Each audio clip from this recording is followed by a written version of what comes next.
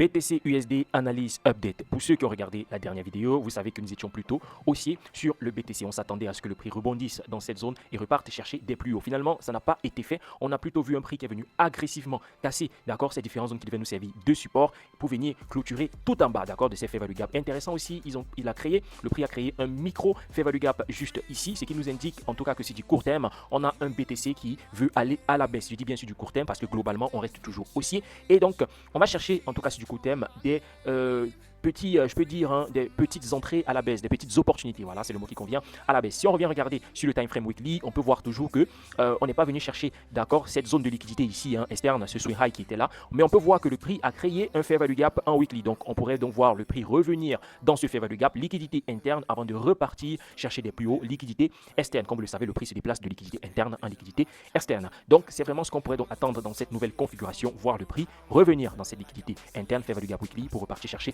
des plus hauts. Donc si on observe sur le time frame 4 heures, le time frame qui est le time frame de toutes nos confirmations, on peut observer ici donc vraiment qu'on est dans une belle dynamique haussière. On cherche des opportunités à la baisse pour potentiellement venir chercher, d'accord, le niveau des 92 000, le niveau des 91 000, pourquoi pas. Et donc c'est qu'on aimerait voir dans le contexte actuel, je dis bien le contexte actuel, c'est de voir le prix revenir au niveau, d'accord, de ce fair value gap qui a été créé ici et boum, on repart à la baisse, d'accord. On aimerait bien voir le prix revenir chercher ce niveau ici, en plus, et boum, revenir chercher, pourquoi pas, des plus bas. Maintenant, quelle est la configuration qui pourrait invalider notre scénario? Parce que c'est bien de savoir ce qu'on aimerait voir faire, mais qu'est-ce qui pourrait se passer pour qu'on ne pense plus à cette dynamique? C'est simple, c'est tout simplement voir le prix repartir ici, venir clôturer au-dessus du niveau des 95 800, d'accord, venir voir le prix clôturer au-dessus et derrière laisser un fair value gap, d'accord, sur ce time frame 4 heures, sans compter que on avait ce fair value gap ici qui va devenir un inverted fair value gap et on pourrait prendre appui dessus pour repartir chercher des plus hauts, d'accord, ce qui serait très intéressant comme opportunité.